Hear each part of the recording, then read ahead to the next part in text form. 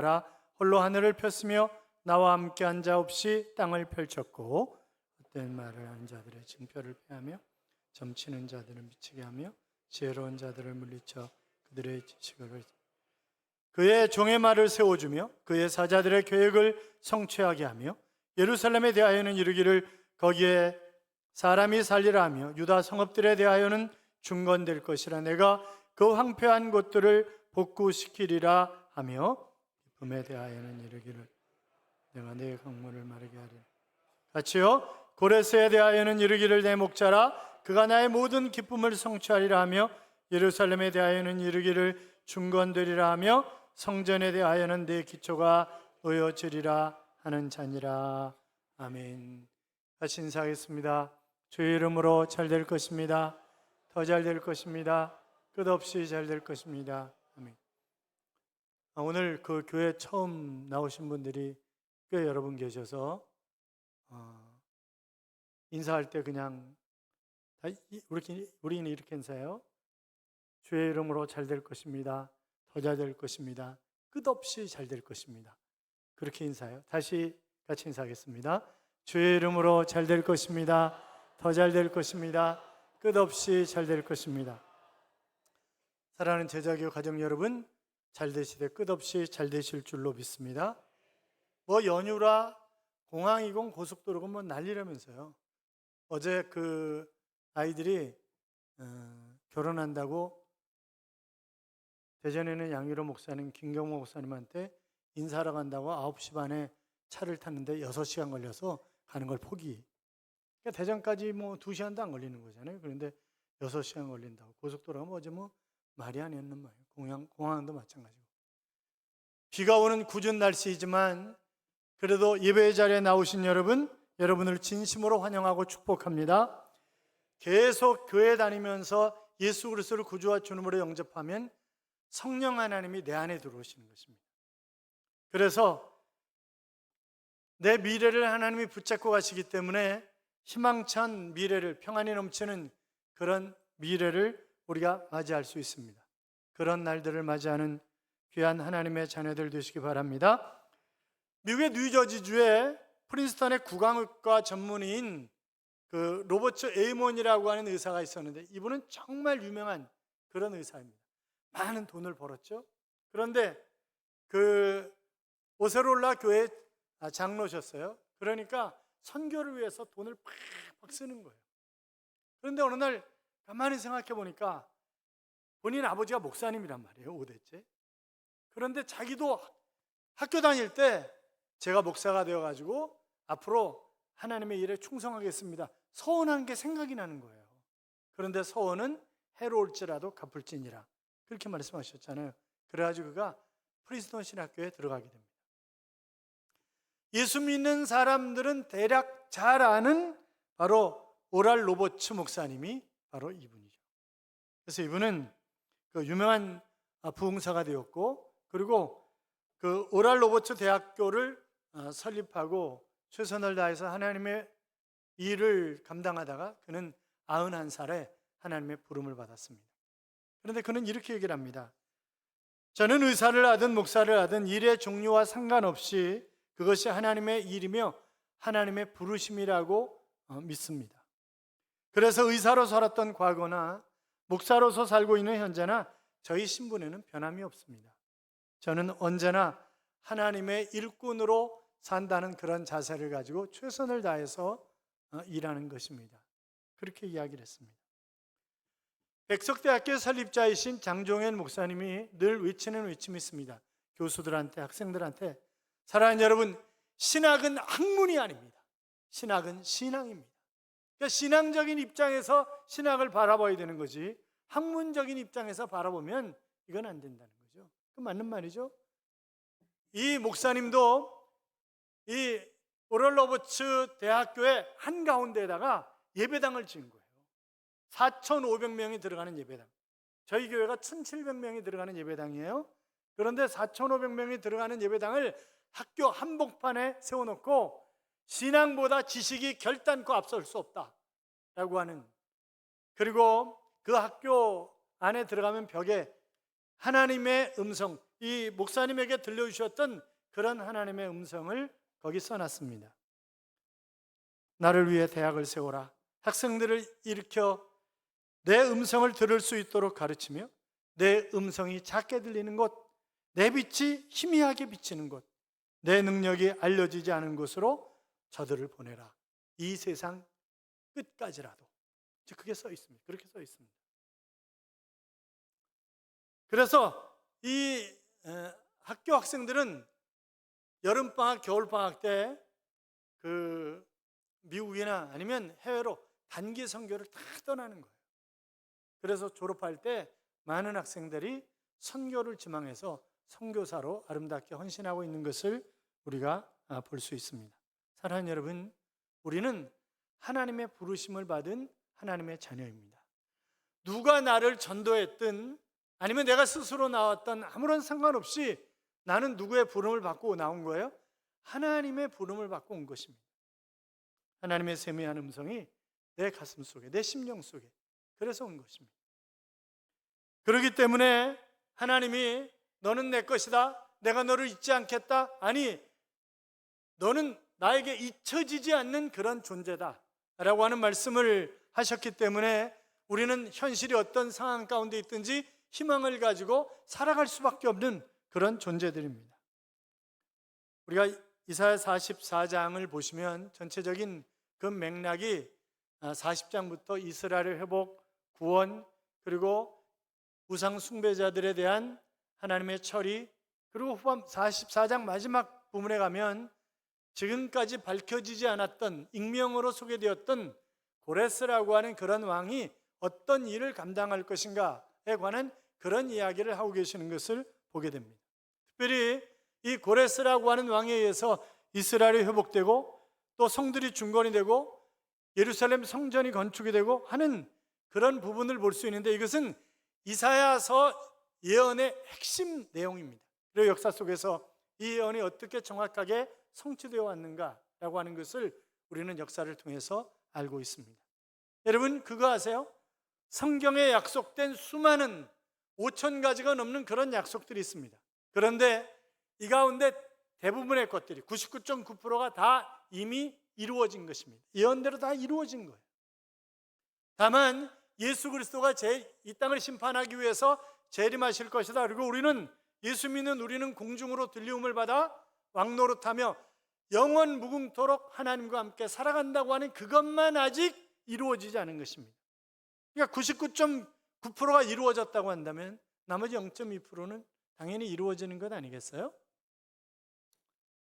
그래서 우리는 바로 희망을, 마치 이스라엘 백성들이 하나님의 약속을 믿었기 때문에 그 약속을 붙잡고 희망 속에 살아갔던 것처럼 우리도 약속의 말씀을 붙잡고 바로 희망 속에 살아가는 것입니다.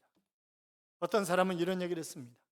희망은 삶에 힘을 주고 날개를 달아준다. 그런데 반대로 희망은 사람을 속이는 헛된 꿈이다. 이렇게 얘기하는 사람도 있습니다. 사람들은 희망과 실망 사이를 왔다 갔다 하는 거죠. 루터는 희망은 강한 용기요 새로운 의지다 하는 그런 얘기를 했습니다. 여러분은 희망에 대해서 어떻게 생각하십니까? 희망이 사기라고 생각을 하십니까?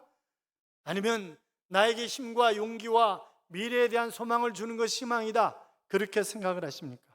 아테네가 작은 섬 멜로스를 압도적인 군사력으로 정복하기 직전에 이 멜로스 섬들에게 바로 섬과 함께 목숨을 잃고 싶지 않으면 조용하게 항복을 해라 그렇게 요구를 했습니다.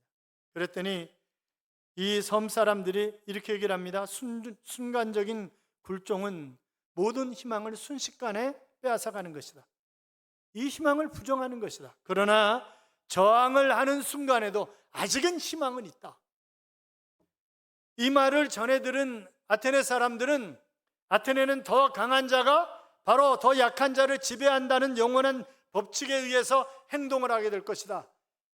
희망은 실현할 가능성을 가지고 있는 사람들의 것이지 결단코 이룰 수 없는 헛된 꿈을 가지고 있는 사람들에게 희망은 희망이 아니다. 그런 얘기로 계속 협박을 하는 거예요. 여러분, 희망은 그 실현 가능한, 여러분 그렇잖아요.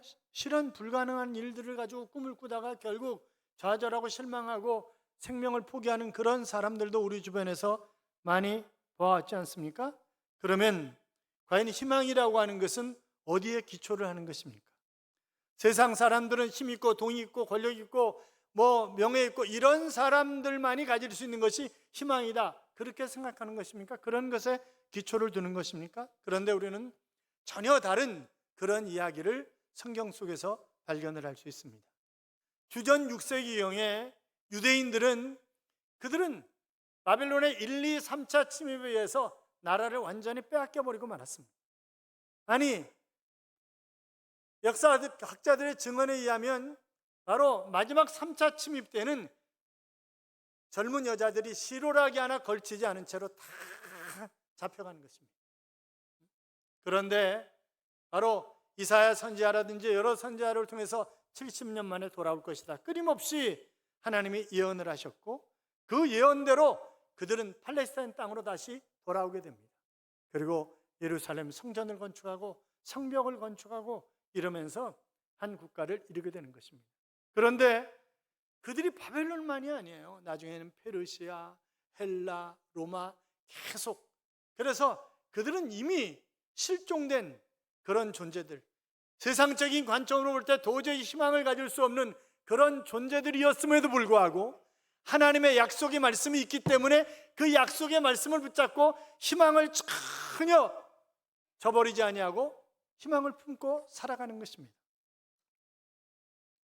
과거 예언자들이 파멸을 예언했고, 과거 예언자들이 바로 유대인들의 도덕적인 타락, 우상 숭배 이런 것들이 멸망을 가져올 것이지만, 그러나 그럼에도 불구하고 신앙을 지키고 있는 소위 남은 자들, 그들을 통해서 하나님의 놀라운 역사를 일으키실 것이라고 하는 그런 약속을 붙잡고 내가 남은 자가 되기 위해서 몸부림치면서 바로 역사를 이어가고 있었던 것을 우리는 역사 속에서도 다시 확인할 수 있는 것입니다. 자, 26절 봐요. 26절 같이 읽어요. 그의 종의 말을 세워주며 그의 사자들의 계획을 성취하게 하며 예루살렘에 대하여는 이르기를 거기에 사람이 살리라 하며 유다 성읍들에 대하여는 중건될 것이라 내가 그 황폐한 곳들을 복구시키리라 하며. 아멘. 여러분, 이 약속을 말씀하신 분이 누굽니까? 우주 만물을 창조하신 하나님이십니다. 그래서 24절에 보면 내 구속자의 모태에서 너를 지은 나 여호와가 이같이 말하노라. 나는 만물을 지은 여호와라. 홀로 하늘을 폈으며 나와 함께한 자 없이 땅을 펼쳤고 그랬습니다. 자, 이렇게 약속하신 하나님, 그러면 이 하나님이 과연 어떤 하나님이십니까? 오늘 본문을 중심으로 해서 보면 첫째는 이스라엘의 구속자요 그들을 조성하신 분이며, 둘째는 만물을 지은 여호와로서 홀로 하늘을 펴고 땅을 만드신 창조주라고 했습니다. 거짓 예언자들의 예언과 점장이들의 점괘를 틀리게 하고 그들을 미치게 만들고 어리석게 만드시고 자기 지혜를 자랑하는 사람들을 부끄럽게 만드시는 그런 분이라고 했습니다. 카이렌 델리츠는 여기 징조를 폐하며 라고 하는 것의 징조는 거짓 예언자들이 허위와 마법으로 인증하는 신적 인물을 띈 놀라운 증거다, 그렇게 해석을 하고 있습니다만, 자, 어떻든 예언하는 자들을 부끄럽게 하시는 하나님, 그러니까 점쟁이들, 그런 미신을 믿는 사람들을 부끄럽게 하시는, 망하게 하시는 그런 하나님. 예루살렘에 다시 사람이 살게 하실 것이고 유다의 성들을 재건시키고 폐허를 복구시키실 하나님, 말 한마디로 강과 바다를 말려버릴 수 있는 초능력을 가지신 그런 하나님, 고레스를 당신의 도구로 삼으셔서 유다를 바벨론으로부터 해방시키시고 예루살렘의 재건과 성전의 기초공사를 맡기시는 그러한 분. 여러분, 저는 역사를, 일반 역사와 교회사를 양쪽을 다 전공한 사람입니다만, 여러분 역사를 가만히 보면 역사는 이스라엘을 중심으로 움직이는 것입니다. 그건 부정할 수 없는 사실이에요. 그래서 하나님이 이스라엘을 통해서 어떻게 역사하시고 그 이스라엘이 되어가는 과정 속에서 세계 각 나라들을 하나님이 사용하시는 것입니다. 이 고레스 왕이 예수 믿는 사람이 아니에요. 하나님 믿는 사람이 아니에요. 이방 국가의 왕이에요. 그런데 그 이방 국가의 왕들을 들어서 바로 바벨론을 멸망시키고 이스라엘을 해방시키고 성전을 건축하게 하고 다 그런 일들을 이루게 하시는 것입니다.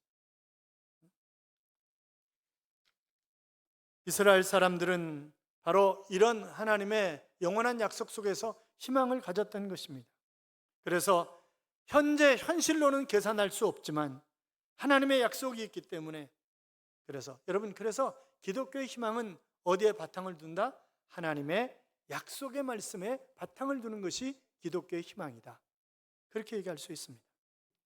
히브리서 11장 36절 이하에 보시면 또 어떤 이들은 조롱과 채찍질 뿐만이 아니라 결박과 옥에 갇히는 시련도 받았으며 돌로 치는 것과 톱으로 켜는 것과 시험과 칼로 죽임을 당하고 양과 염소의 가죽을 입고 유리하며 궁핍과 혼란과 학대를 받았으니 이런 사람은 세상이 감당하지 못하느니라. 그들이 광야와 산과 동굴과 토굴에서 유리하였느니라 그랬습니다. 자, 이렇게 유리하면서 마치 영웅적인 그런 도전을 하고 있는 사람들이 인간적인 용기 때문에 아니요, 하나님의 약속의 말씀 때문에 그들은 기꺼이 목숨을 내드리면서 그렇게 일을 해왔던 것입니다. 그러면서 히브리 11장 39절은 이 사람들은 다 믿음으로 말미암아 증거를 받았으나 약속된 것을 받지 못하였나니. 앞에 말씀만 있으면 얼마나 좋겠어요? 그런데 하나님의 약속을 붙잡고 살았는데, 그런데 자기가 사는 시대에 그 약속이 다 이루어진 것은 아니다, 그런 말씀을 하시는 거예요. 누구 보면 알 수 있어요? 대표적으로 아브라함 보면 하나님의 아브라함을 어느 날 장막 밖으로 끌어내셔서 야, 하늘의 별을 세봐라, 이렇게 얘기하십니다. 그리고 하늘의 별처럼 바닷가의 모래알처럼 내 후손들이 많아질 것이다. 그리고 가나안 땅을 약속하셨어요. 그런데 아브라함이 죽을 때까지 가나안 땅이 아브라함의 땅이 아니었고 또 아브라함의 후손들이 그렇게 많지 않았어요. 그러나 100년, 200년, 500년, 1000년 흘러가면서 다 믿음의 사람들은 누구의 후손이라고 얘기합니까? 아브라함의 후손이라고 이야기를 합니다. 그러니까 약속과 현실의 실현 속에는 약간 괴리감이 있지만, 그래서 희망을 가지고 이 약속을 바로 이루기까지 인내하며 기다리는 것입니다. 현실은 항상 불안하고 의심스럽고 희망이 없는 것처럼 보이지만, 그러나 만왕의 왕이시고 만주이시고 오늘도 우주 만물을 섭리하고 계시는 그 하나님이 하신 약속이기 때문에 거기에는 희망이 있는 것입니다. 어느 부인이 남편에게 물었어요. 여보, 나하고 어머니하고 둘이 물에 빠지면 누구 먼저 건져? 사랑하는 남편 여러분, 여러분에게 질문을 하면 뭐라고 대답을 하시겠습니까? 대답을 못 하시겠죠? 그런데 이 양반이 간이 커가지고 이렇게 대답을 했습니다. 당연히 어머니부터 건지지. 왜? 아니, 어머니는 한 분이고 마누라는 또 얻으면 되잖아, 당신 죽으면. 그렇게 얘기를 하는 거예요. 그러니까 야, 이 인간하고 내가 진짜 끝까지 살아가야 되나 말아야 되나 막 고민을 하다가 상담사를 찾아갔습니다. 그래서 자기 처지를 쭉 얘기를 했어요. 그랬더니 이 상담사가 한참 듣더니 부인, 그러시면 수영을 열심히 배우세요. 그렇게 얘기를 하더라는 거죠. 여러분, 우리가 살다 보면 억장이 무너질 것 같은 그런 사태를 얼마나 많이 만나요. 그러나 그럼에도 불구하고 우리가 예수 믿으면 그 현실 속에서 그 현실을 넘어 믿음을 가지고 넉넉하게 그 믿음으로 딛고 일어서서 승리하는 그런 삶을 우리가 살아갈 수가 있는 것입니다. 셰익스피어는 이런 얘기를 했습니다. 불행 속에서도 단지 희망만은 치료제로 남아있다. 서양 속담에 보면 항상 희망하는 사람은 노래하면서 죽는다 그랬고, 인도 속담에 보면 주름이 얼굴을 덮고 정수리는 흰머리가 덮고, 우리의 사지는 늙고 힘이 없어지지만 희망은 항상 젊다 하는 그런 얘기를 했습니다. 사랑하는 여러분, 희망은 우리가 살아갈 수 있도록 활기를 주는 것입니다. 사람들은 위대한 미래에 대한 소망이 있습니다. 보다 좀 살기 좋은 세상, 아니 좁게 우리 집이 좀 더 잘 살고 내가 좀 더 보다 좋은 위치에 서고 이런저런 것들을 가지고 있잖아요. 그런데 여러분, 사람들이 다 하는 것 같고 내가 노력해서 하는 것 같지만 가만히 되돌아보면 하나님이 다 작업을 하고 계시는 거예요. 하나님이. 그분이 우리한테 물어봐요? 안 물어봐요. 본인 마음대로 하셔. 본인 마음대로.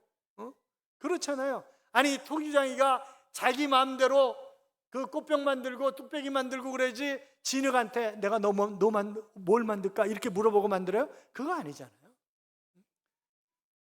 만물을 창조하신 하나님이 본인 마음대로 하시는 거예요. 본인 마음대로. 그러니까 우리가 하나님께 잘 보여야 되는 거지. 하나님 앞에 이쁘게 보여야 우리의 삶이 미래가 있는 거지. 그렇지 않으면, 그러니까 내가 힘들고 어렵다고 해서 좌절하고 낙심할 것이 아니라 그때 하나님을 더 의지하는 것입니다. 정말 힘들고 차라리 죽는 게 낫겠다 그런 생각이 들 때 조용한 장소를 찾아서 하나님을 깊이 생각해 보시기 바랍니다. 그럴 때 하나님은 분명히 지혜를 주시고 어려움을 이겨낼 능력을 허락하시는 것입니다. 오늘 28절에 보면 위대한 지도자가 나와요. 저는 우리 교회도 지금 도의원, 시의원, 동장님, 주민자치위원장, 통장연합회 회장, 또 오늘은 또 각 갈매 지역에 그 어르신들 모여 있는 거기 회장님들 오늘은 또 다 등록하셨어요. 그래서 사람들이 그런데요. 제자교회는 갈매시청이래. 그런 얘기를 한다는 거예요. 저는 간절히 우리 교회 안에서 정말 민족에 좋은 지도자들, 그래서 정치, 경제, 사회, 문화 할 것 없이, 그래서 우리가 비전 투어를 하는 이유도 뭐예요? 애들의 꿈을 키워서 그 아이들이 세계적인 지도자가 될 수 있도록 하기 위해서 우리가 몸부림치고 애를 쓰는 거 아니에요. 한 번 나갈 때마다요, 교회는 수천만 원씩 내놔야 돼요. 그래도 저는 어떻게 생각하냐면 한 놈만 정신 차리고 돌아오면 된다. 한 놈만 정신 차리고 돌아오면 몇 천만 원 쓴 거 가치 충분히 있다. 그렇게 생각하는 거고, 그래서 그 일을 하는 거예요. 저 청평에 있는 비전센터, 저기요 맨날 놀려놓고 있어요. 여러분들이 또 거기로 놀러도 잘 안 가. 거기는요 천연잔디 축구장도 있고, 지난번에 우리 지난 토요일에 가서 보셨잖아요. 어마어마하죠 이게. 그런데 그거 맨날 놀려놓고 있어요. 뭐 하려고? 애들 들어가서 가끔가다 애들 들어가서 꿈키우는 작업하려고 그거 하고 있는 거예요. 다른 데서 빌려달라 해도 안 빌려줘. 절대. 그냥 우리끼리만 쓰는 거예요 지금. 뭐 하려고? 꿈 키우려고. 그리고 교인들이 편안하게 가서 쉬시라고. 자, 오늘 본문에 아주 좋은 정치 지도자가 나옵니다. 28절 봐요. 같이 읽어요. 고레스에 대하여는 이르기를 내 목자라 그가 나의 모든 기쁨을 성취하리라 하며, 예루살렘에 대하여는 이르기를 중건되리라 하며, 성전에 대하여는 내 기초가 놓여지리라 하는 자니라. 아멘. 자, 그는 내 목자라 그가 나의 모든 기쁨을 성취하리라, 그렇게 말씀하셨어요. 여러분, 역사 속에서 보면 고레스가 예루살렘 성전 건축한 거 아니에요. 고레스가 예루살렘 성벽을 재건한 것 아니에요. 그렇잖아요. 그런데 이 고레스가 해방령을 내려가지고 이스라엘 백성들이 돌아가서 성전을 건축할 수 있도록 모든 배려를 해준 거예요. 다. 그러니까 하나님이 이방 왕들을 사용하셔서 역사를 하시는 거예요. 그래서 고레스의 리더십은 희망을 주는 회복의 리더십이다, 이렇게 얘기할 수 있는데, 로마 베드로 성당의 바티칸 뮤지엄에 가면 유명한 미켈란젤로의 작품인 피에타라고 하는 조각상이 있습니다. 예수님이 돌아가신 후에 시체를 끌어안고 울부짖는 마리아상을 조각한 것입니다. 그런데 몇 년 전에 어느 정신 나간 친구가 거기 들어가가지고 어떻게 망치를 몰래 가지고 들어간지 들어가가지고 조각상을 다 깨부신 거예요. 전 세계가 깜짝 놀랐죠. 전 세계 미술 애호가들이 이게 어떻게 된 일이냐, 우리가 과연 그것을 원상태로 복귀할 수 있느냐라고 하는 것이 최대의 고민거리였습니다. 뮤지엄은 즉각적으로 복구팀을 만들었습니다. 그런데 그 복구팀이 한참 의논한 후에 그들이 하기로 작정한 것은 바로 오랜 기간 동안 그 묵상을 해보자는 거예요. 묵상을. 그 부서진 조각상 앞에서 묵상을 하고 원본 사진을 갖다 놓고 묵상을 하고 묵상을 하자는 거죠. 아주 한동안 그들이 묵상을 합니다. 그러다 어느 날 이제 우리가 준비되지 않았나요? 그리고 그들은 묵상하는 것을 다시 조각성으로 만드는데 불과 시간이 얼마 걸리지 않았습니다. 여러분, 이런 일을 누가 하신 거예요? 예수님이 하신 거예요. 아담과 하와가 선악과를 따먹음으로 그들은 에덴 동산에서 쫓겨났고 인간들은 그때부터 다 죄인으로 태어나는 것입니다. 우리 아버지의 조남은 유자, 인자, 배자입니다. 할아버지도 유자로 시작됩니다. 저는 제가 나 유자 싫어. 제일 성이 많은 김자로 바꿀 거야. 그건 안 되는 거예요. 아담과 하와가 죄인이 되었기 때문에 그 뒤에 태어난 인간은 다 죄인인 거예요. 다 죄 속에서 자라나고 다 누가 가르쳐주지 않아도 이 안에 죄의 본성이 있기 때문에 죄를 져요, 그냥. 그리고 눈치는 뻔해가지고 죄 짓고 눈치를 봐, 살짝 이렇게. 그러니까 애들이 훔치는 거 안 가르쳐줘도 슈퍼 가서 훔쳐요. 어릴 때 손잡고 시장 슈퍼 가면. 그리고 나올 때 계산 앞에서 눈치 봐, 계산대 앞에서 애들이. 왜요? 죄의 속성이 있어요. 그리고 양심이라는 것을 하나님 주셨어요. 자, 예수님이 이 죄인된 인간들, 그들이 회복할 방법이 없는 거예요. 회복할 방법. 제가 그래서 종종 그런 얘기 하잖아요. 우리가 다 같이 울릉도로 여행을 가기로 했어요. 다 같이 여행을 묵호항에서 배를 타고 다 울릉도로 가는 거예요. 도동항으로 가는 거예요. 근데 배가 중간에 파손됐어요.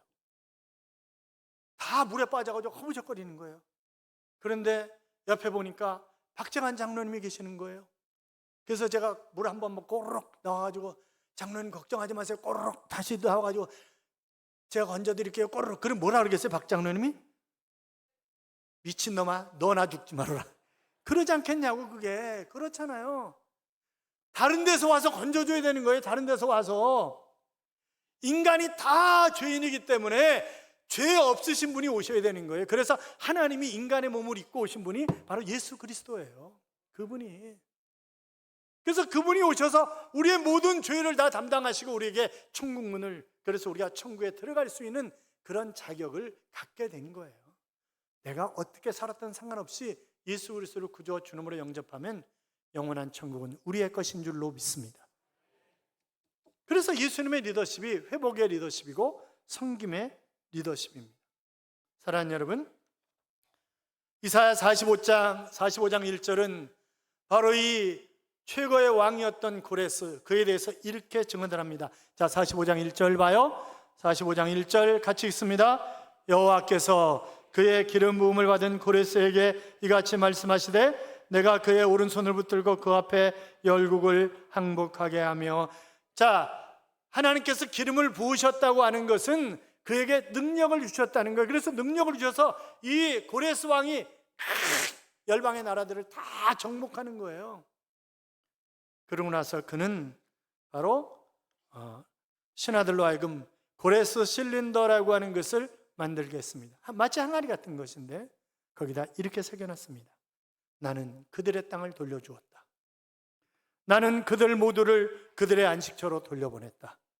자, 고레스가 하나님을 믿지 않는 사람이지만 그러나 하나님의 명에 의해서 결국 이스라엘 백성들을 다 돌려보냈다고 고백합니다. 사랑하는 여러분, 얼마 전까지 역사학자들이 성경은 뻥이다. 왜냐하면 페르시아 역사에 고레스라고 하는 왕은 없다. 그랬었어요. 근데 우리가 이제 고고학자들을 많이 지원해야 되는 이유 가운데 하나가 그 고고학 발굴을 통해서 우리가 알지 못했던 것들을 다 알게 하는 거예요.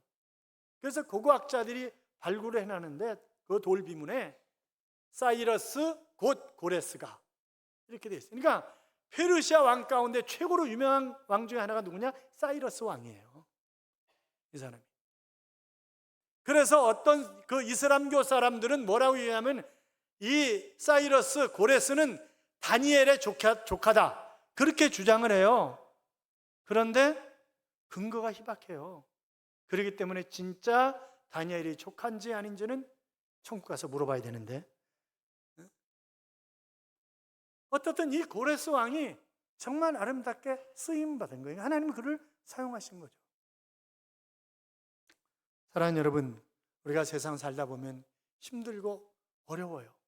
그래서 어떤 사람이 세상에서 가장 어려운 게 뭔가 이런 걸 조사했더니 첫째는 엄마를 설득한 거, 아니, 다섯 번째는 엄마를 설득한 거래. 엄마를 설득한 게, 엄마 설득하기가 그렇게 힘들대요. 네 번째는 퇴직한 남편을 존경하기가 그렇게 힘들다네. 아니, 죽도록 일했으면 봐줘야 되는 거 아니에요? 그렇잖아요? 그런데 퇴직한 남편을 존경하는 게 너무 힘들다. 세 번째는 저 사람 주머니에 있는 돈 내 주머니로 가져오는 것, 그거 너무 힘들다. 그리고 두 번째는 저 사람 내 머리에 있는 것, 저 사람 머리에 심는 것, 그거 너무 힘들다. 그럼 첫 번째는 뭐냐? 기다리고 인내하는 것 너무 힘들다. 사랑하는 여러분, 하나님이 우리에게 희망의 말씀, 소망의 말씀을 주셨으면 그 약속 붙잡고 가는 거예요. 인내하면서 기다리는 거예요.